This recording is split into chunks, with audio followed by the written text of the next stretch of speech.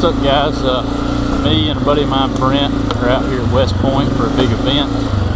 This is the predominant area for single track and double track trail riding in the area. But that aside, I wanted to do a little things I hate about the CRF250f. We can get past this.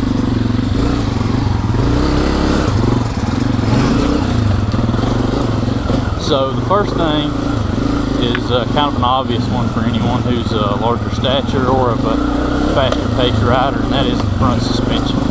I weigh 165 pounds in street clothes, and I would say the rear suspension with preload set properly for my weight is adequate. I'm in no rush or feel no need to be upgrading the rear shock, at least yet.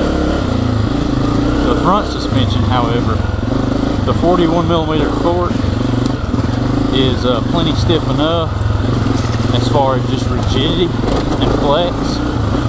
I think the CRF230 that predates this bike had a 39mm fork, but the spring rate and the valving is a little soft. So that is one thing I do dislike. And I plan to do the BBR. I know the Bruce's suspension is a popular upgrade, but it's a little more pricey. I guess it depends on how you spec it out as well.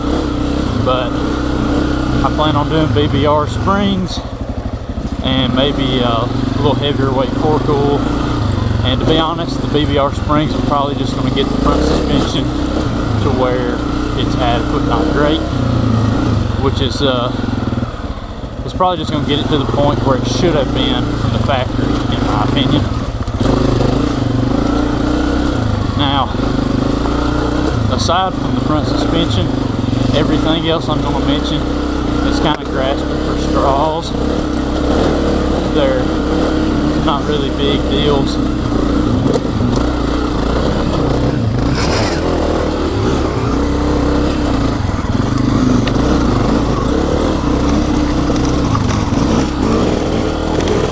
For example, the handlebars, way too low. I'm short. Didn't expect that. Yeah.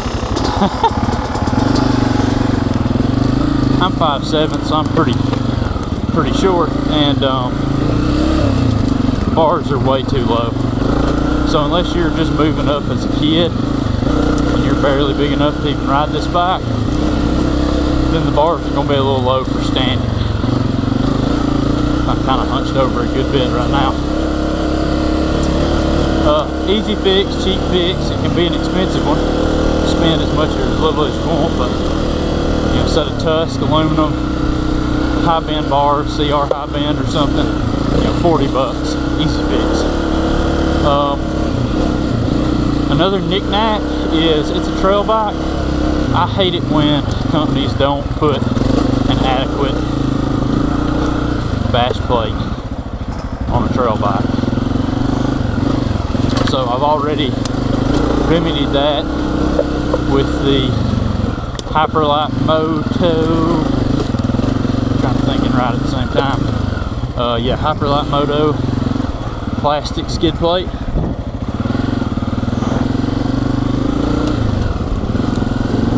And you know, I'm not asking companies to put just a ridiculously expensive aluminum or stainless skid plate on the bike, but it's a trail bike.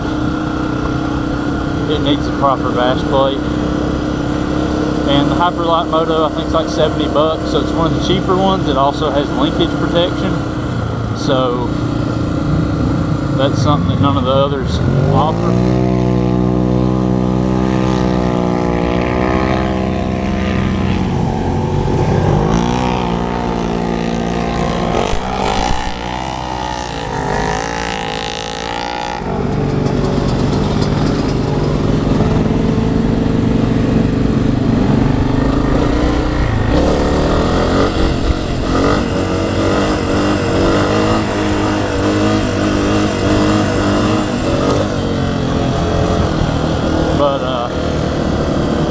Again, it's not like a huge deal breaker. A lot of these other points past the suspension aren't deal breakers, but it's like, come on. Honda could probably mass produce something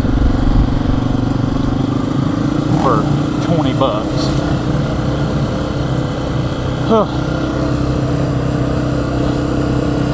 Moving on from that is the weight. Looks like we got our first poker hand stop, so I'll come back to you. Alright, so we talked about the suspension, front suspension, the handlebars, and the skid plate or bash plate, or lack thereof, a good skid plate or bash plate. So the next thing I got is the weight.